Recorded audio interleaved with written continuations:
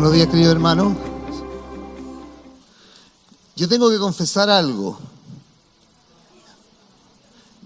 Cuando preparaba la reflexión, yo oraba y le decía al Señor, sé tú, que no sea yo. Con la confianza en que tú, Señor, y tu palabra está por sobre quien la predique. Yo oraba. Y mientras más oraba, más nervioso me ponía, pues. Pero el Señor me dijo hoy, y por eso que se lo quiero compartir, me dijo, yo soy el que tiene el control. ¿Y por qué se los digo? Porque cuando la hermana Claudia estaba hablando, dijo, no nos pusimos de acuerdo con el hermano y estábamos en la misma línea. La hermana Tami, cuando cantaba, y ya se van a dar cuenta por qué, cuando oraba, estaba tocando el tema de hoy. O sea, nosotros podemos estar diciendo muchas cosas, pero el que tiene el control de su vida y de la mía es Dios. Y me sonó la introducción, porque Él me dijo, yo soy el que tiene el control. ¿De qué vamos a hablar hoy? ¿De qué vamos a reflexionar? Hay algo que tenemos en común todos nosotros. Sé que hay hermanos de otros países, tenemos diferentes edades, pero hay algo que todos los cristianos, incluyendo esta iglesia completa, tienen en común, o debiéramos tener en común, y que es la fe. Cuando uno se junta con un amigo y le cuenta un problema determinado, ¿qué es lo que uno dice lo primero, así automático? Ten fe. Ten fe. Y es casi, pero respuesta automática. Pero cuando el problema es nuestro, cuando nosotros estamos pasando un conflicto, parece que nosotros nos miramos al espejo y decimos, ten fe. Parece que ahí se nos complica un poco más. ¿Sí? ¿Y por qué se nos complica un poco más? Porque una cosa es decirle al otro ten fe, que decirme yo mismo, practica la fe que tú dices tener. Ahí está la diferencia. Y yo busqué la definición de fe. Y dice, deriva del término latino fides y permite nombrar aquello en lo que cree una persona o una comunidad. También hace referencia a una sensación de certeza y al concepto positivo que se tiene de un individuo o de alguna cosa. Por otra parte, es la afirmación o confirmación de que algo es verdad. Esa última parte la voy a repetir porque me gustó, me encantó en realidad. Dice, certeza y el concepto positivo que se tiene de un individuo o de alguna cosa. Por otra parte, es la afirmación o confirmación de que algo es veraz. ¿Es la afirmación o confirmación? ¿Le suena algo parecido? Eso se llama ser testigo. O sea, nosotros estamos encargados de decirle al mundo de que nuestro Dios es real. Nosotros somos los encomendados. No solamente el pastor o quien reflexiona la palabra, sino todo lo que domingo a domingo, o casi todos los domingos, nos sentamos. Todos, como iglesia, estamos llamados a decir lo que digo y lo que dice la Biblia es verdad, porque mi Dios es verdadero. Eso es parte de la fe. Y si en diciembre es un mes de balance, ¿verdad? Un mes de cómo nos fue. Aquí tenemos varios contadores, así que saben eso, todavía tienen cara de estresado. Enero, o el primer mes del año, es un mes que uno dice, se proyecta, ¿verdad? Voy a hacer esto, voy a hacer aquello. Algunos dirán, oye, llegué un poquito más cortito de vacaciones, voy a meterme al gimnasio. Y tenemos un montón de intenciones. Y quise definir la palabra intentar. Intentar es tener intención o voluntad de hacer una cosa, hacer el esfuerzo para lograr algo sin tener la certeza de conseguirlo. ¡Wow! O sea, por un lado, estamos llamados a vivir nuestra fe, pero por otro lado, No sé si le pasa a ustedes, pero yo vivo mi vida intentando algo. ¿Les pasa a ustedes o no? ¿O ustedes hacen las cosas bien, todo bien? No. Yo intento hacer cosas. Y la verdad que la diferencia entre intentar y hacer es el acto mismo. O sea, si yo tengo intención de mover esto, voy a hacer esto. Pero si yo llego y lo hago, voy a hacer esto. Eso estamos llamados por fe. No pasar nuestra vida intentando el jueves venir a los jueves de oración, intentando venir, no, este año sí que voy el martes a la Academia Bíblica, este año voy. ¿Les suena? ¿O ustedes nunca lo han dicho, no? Yo sí, yo más de una vez sí. Hoy vamos a hablar justamente de fe, vamos a reflexionar de fe y de esta palabra intentar.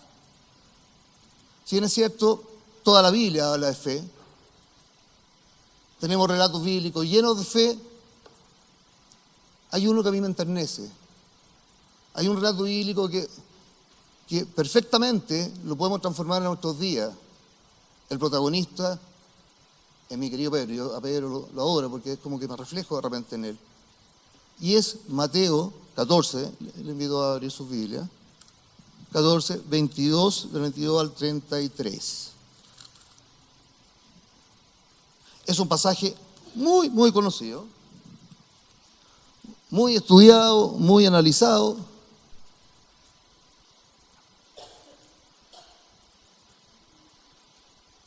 Pero, versículo a versículo, vamos a ver cómo nuestra fe cambia en medida que el escenario de nuestras vidas cambia. Nuestra fe no debiera cambiar, porque el objeto de nuestra fe es a quien decimos seguir. La fe no radica si yo mañana consigo trabajo o no. Mi fe no radica si yo me sano o no me sano. Mi fe radica en que el único que puede hacer algo por mí es Dios. Y en su voluntad santa está su poder y su misericordia. Vamos a la lectura. Enseguida Jesús hizo a sus discípulos entrar en la barca e ir delante de él a la otra ribera, entre tanto que él despedía a la multitud.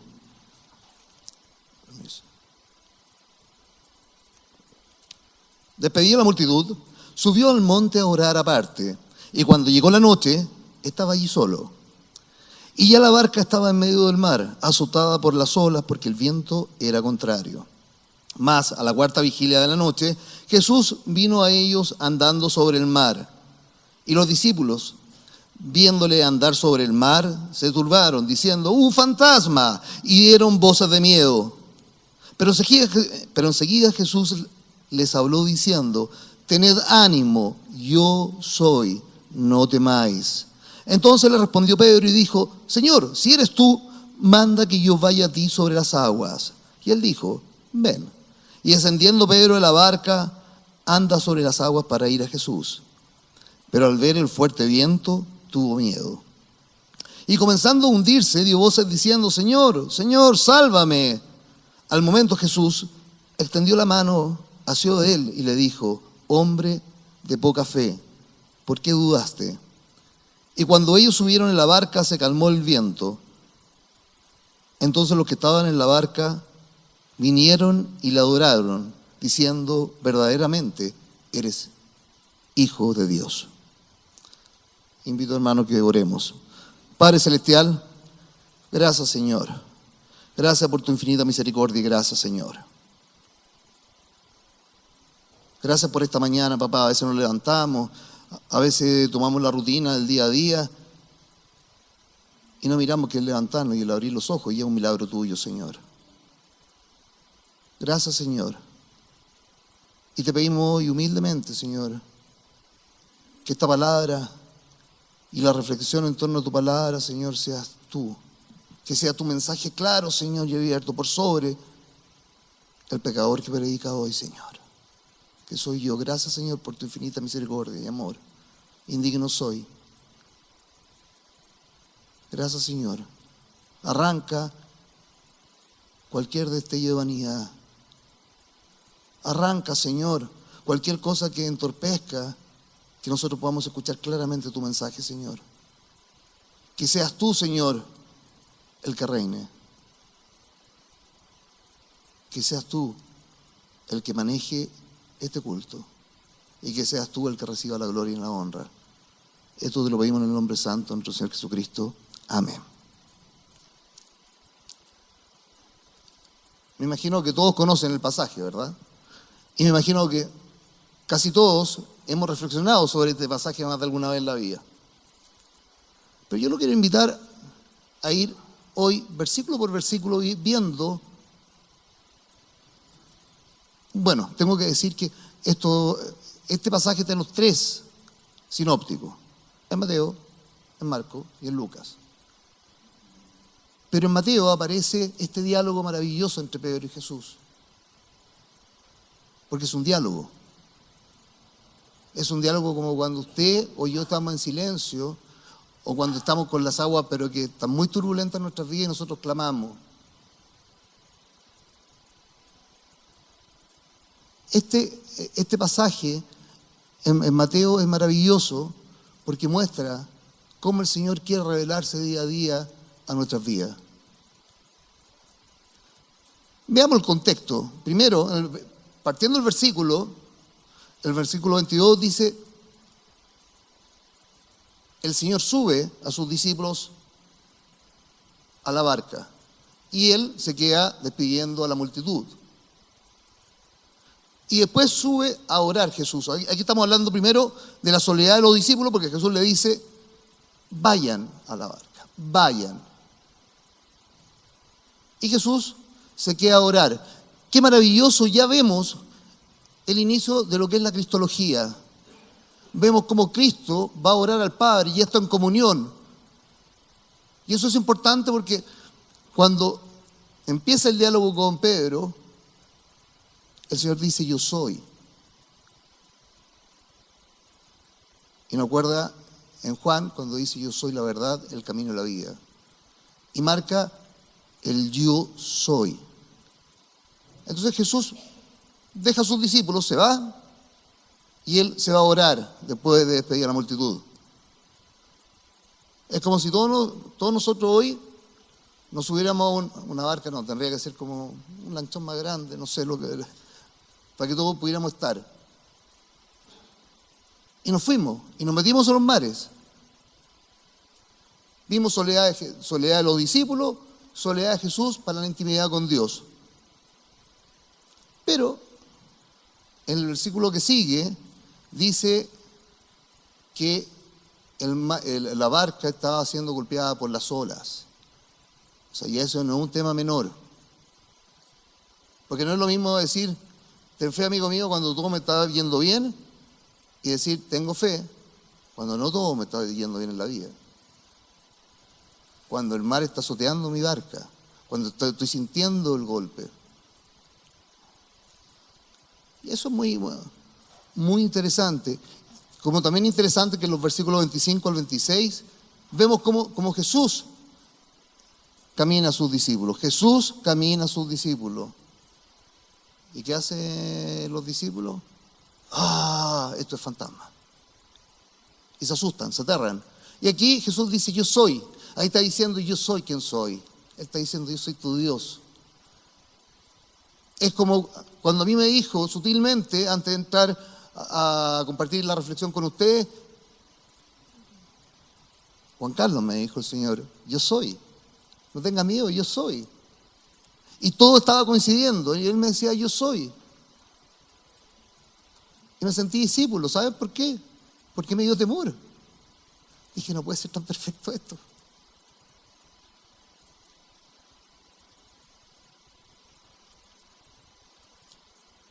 Y aquí empieza el diálogo. Muchas veces algunos estudiosos hablan de que cuando Pedro le dice: si tú eres Jesús, hazme caminar. Y se toma como la duda, como la puesta a prueba de la autoridad de Jesús. Pero yo le pregunto a ustedes: ¿cuántas veces en la vida nos han dicho: Perdón que sea autorreferente. Hace un tiempo atrás me dijeron, ¿qué vas a hacer tú? No, sabes que yo estoy esperando que el Señor me hable. Y pueden pasar años que el Señor me hable. Po. Pero el Señor habla cada rato. El tema es que nosotros en ese contexto, estoy esperando que el Señor me hable, nos tapamos los oídos y no queremos escuchar. Entonces, no hacemos, sin duda, porque no, si voy a esperar que Dios me hable, yo ahí voy a hacer, y ahí voy a participar, y ahí voy a hacer algo en algún ministerio. Pero estoy esperando que el Señor me diga. Ah, ok. ¿Y cómo tú piensas que te va a hablar? No sé, pero en algún minuto me hablará y en algún minuto yo me daré cuenta.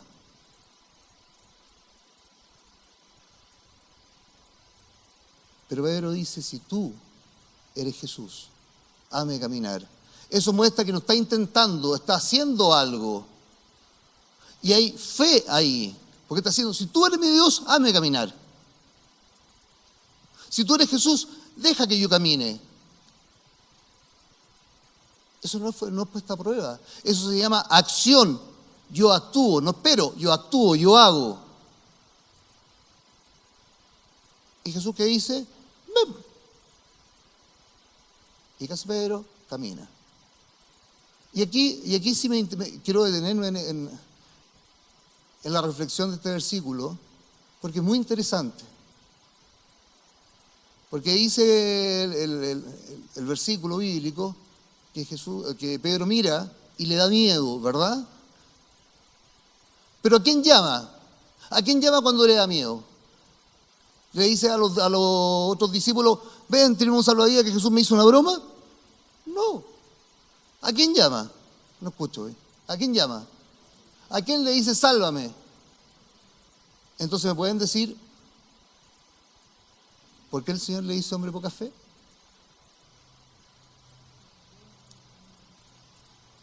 Ahí está un elemento muy importante, y lo vemos en Santiago, cuando dice que hasta los demonios creen y temen.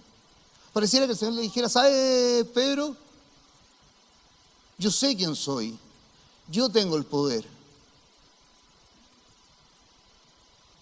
Y dice poca fe, o sea, además Jesús habla de una gradación de fe. No le dice hombre sin fe. Dice, hombre de poca fe. Me voy a adelantar un poco. Y además, no nos olvidemos que los que están en la barca, los que están calladitos, también son discípulos. O sea, se supone que todos seguían a Jesús, todos sabían que era Jesús. Pero Pedro tiene miedo.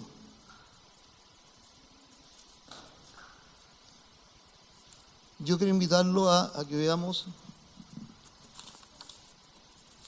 un pasaje en Marcos 5, 25 al 34. Marcos 5, del 25 hasta el 34. Pero una mujer que desde hacía 12 años padecía de flujo de sangre y había sufrido mucho de muchos médicos y gastado todo lo que tenía y nada había aprovechado, antes le iba peor. Cuando oyó hablar de Jesús, vino por detrás entre la multitud y tocó su manto, porque decía, si tocare tan solamente su manto, seré salva. Y enseguida la fuente de su sangre se secó y sintió en el cuerpo que estaba sana de aquel azote.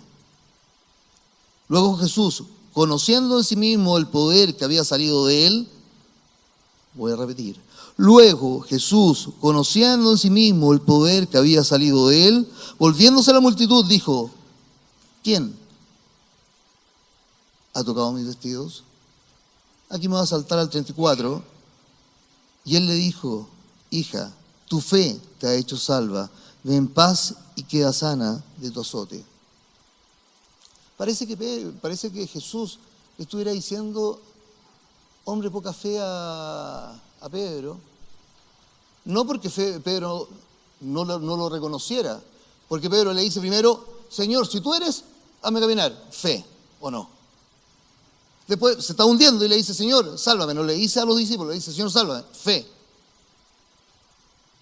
No obstante a eso, le dice Jesús, hombre de poca fe. Y es porque muchas veces creemos en Dios. Absolutamente creemos en Dios. Y cuando le decimos a alguien ten fe, lo decimos de todo corazón.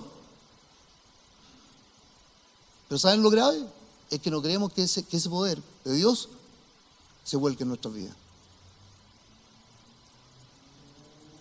Y a veces guardamos distancia para no ilusionar a alguien, para no ilusionarnos, y vamos quitándole fuerza al poder de Dios. Porque Dios desde el inicio del mundo ha querido revelarse a otros seres humanos a través de nosotros mismos.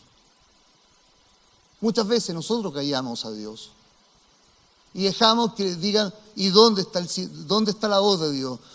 Porque su pueblo está callado, porque su pueblo cree que no tiene poder. Claro que no tenemos poder en forma individual, pero nuestra fe tiene que radicar y tenemos que estar absolutamente convencidos de que el poder de Dios está en cada uno de nosotros. Entonces, solo pareciera que Jesús le dice, hombre de poca fe a Pedro, porque él, en ese instante de susto, miró con ojos humanos y no miró a quien tenía que mirar. ¿Cuántas veces nos pasa que en una situación absolutamente contraria, nosotros estamos tranquilos, estamos confiados, debiendo estar en otras circunstancias, aterrados de miedo? ¿Le ha pasado o no? Pero en ese estado de tranquilidad uno dice, chuta, ¿por qué estoy tan tranquilo? Y da miedo. Porque cada vez que uno mira con sus ojos no puede ver más que humanidad y no puede vivir más que susto. Porque vemos todas las limitaciones que tenemos. Pareciera que la fe es más allá de decir yo creo. Incluso la fe pareciera que no solamente reconocer el poder que tiene Dios, sino la fe que espera Dios que tengan ustedes y tenga yo, es que estemos en el convencimiento de que el poder de Dios está con nosotros. En el boletín de esta mañana, del día de hoy, hay un joven que dice, fuese león, fuese oso, tu siervo lo mataba, y este filisteo incircunciso será como uno de ellos, porque ha provocado al ejército del Dios viviente. Primera de Samuel. Fuese león, fuese oso, tu siervo lo mataba. O sea, si uno no sabe quién está diciendo eso, se imagina que Hércules, el tipo de boina negra, pero no, quien dice esas palabras es un joven, delgado, desgarbado, pastor de ovejas. Pero él está convencido de que ha visto a Dios en su vida. Y todas las cosas que ha logrado y los recuerdos que él tiene es para darle fuerza. No solamente si están ustedes hoy aquí, junto conmigo, reflexionando en torno a la palabra, es porque nosotros en algún minuto de nuestras vidas vimos el poder de Dios. ¿Quién me dice amén?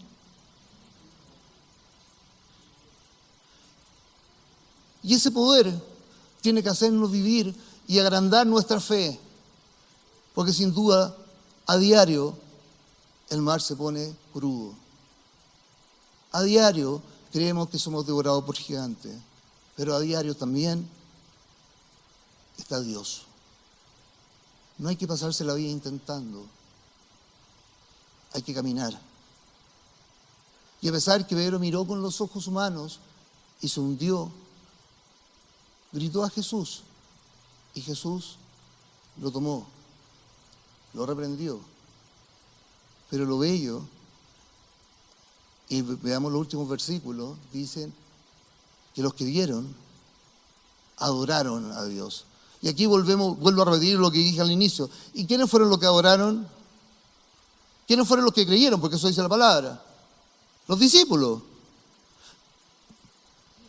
Y eso es algo que yo quiero que tengamos hoy presente. A veces creemos que la conversión nuestra es el principio y es el fin. Yo me acuerdo claramente el día que me convertí. Y estaba tan contento que hasta mi perro le hacía que levantara la mano. Pero empecé a darme cuenta que cada día el Señor trabaja con uno. Hay que ir, somos comunidad, tenemos que caminar juntos, tenemos que caminar como iglesia juntos, tenemos que venir a Academia Bíblica, tenemos que estudiar, tenemos que orar, tenemos que venir los jueves a oración, no intentar, venir, hacer. ¿Hay cansancio? Sí, hay cansancio.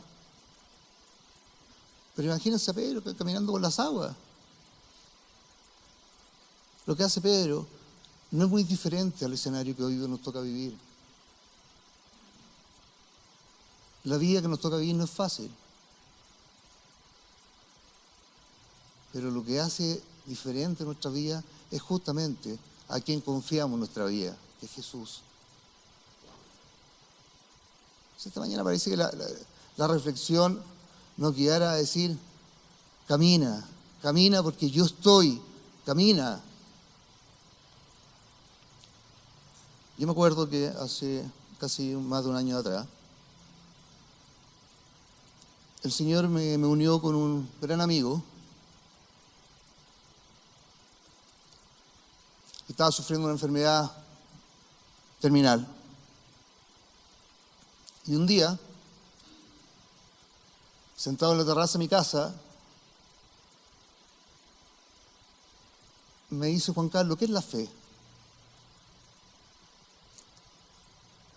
Y yo acto seguido le digo: es creer en Dios por sobre las cosas que sucedan. Y me dijo: ¿estás seguro que tú tienes fe? Y callé y me quebré. Me dijo: yo te voy a decir qué es la fe. Y perdón que sea fuerte, pero es lo que me hizo entender hasta el día de hoy qué es la fe. Dice, la fe es cuando tú vas al médico con la ilusión de que vas a ser sanado y sales del médico y el médico te dice: esto va mal. Tener fe es cuando entras a una operación con la convicción y con la fe de que esa operación tú vas a ser sanado y sales de la operación y dices: esto está mal.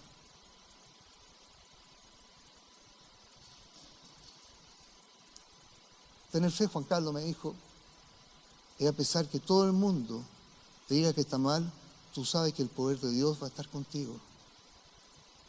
Eso es fe. Eso es fe. Y estamos llamados a demostrar nuestra fe, porque somos, como decía la definición, fe también es ser testigo de que algo es real. Usted está llamado a decirle al mundo que su Dios es real. No está llamado otro, está llamado usted. Estoy llamado yo. Intentemos caminar por las aguas. ¿Saben cuánta gente hoy está buscando en su vida algo espiritual? ¿Saben cuánta gente? No sé si ustedes pasean en la tarde o caminan en la tarde por algún parque. La gente llena haciendo yoga, tai chi. Hoy los coaching se están haciendo en América. Hay coaching de educación, de lo que quiera, coaching para todo. Hay necesidad espiritual. ¿Y nosotros qué estamos haciendo? ¿Qué estamos haciendo? Si no importa si nos caemos. Si no importa. Si nos dice la palabra, tenemos la seguridad que hay un Jesús que nos levantará. Pero tenemos que creer que hay un poder. El tema es que nosotros no hemos cambiado, no somos tan diferentes al pueblo de Israel. Queremos escuchar lo que queremos escuchar. Entonces a veces ponemos nuestra fe en el objeto y no es quién es realmente el que va a salvar y va a sanar. Es Cristo. Es Cristo. La unión con nuestro Dios es Cristo. No tengamos miedo, mi querida iglesia. No tengamos miedo. Caminemos sin miedo, pero hagamos hagamos. Esta mañana el Señor nos dice, hagan, avancen, hagan. No vivan pasando la vida intentando, porque esto aquí va a quedar aquí siempre. Hay que hacer, hay que mover. ¿Para qué? Para que no solamente una comuna se salve, sino mucha gente de Chile se salve. Porque pareciera que nos quedamos tranquilos con el subsidio celestial que tenemos. No, estamos bien, pues. Creemos, vamos al culto, levantamos la manito y tenemos ya la casa propia eterna. Y ya con las cuotas todas pagadas. Si estamos con esa felicidad, gritemos y hagamos que otros tengan la misma tranquilidad. Pero no podemos tener tranquilidad en no hacer nada. No podemos permitirnos no hacer nada. Caminemos, iglesia, caminemos. Yo los invito a que se levanten. Levántense y vamos a orar.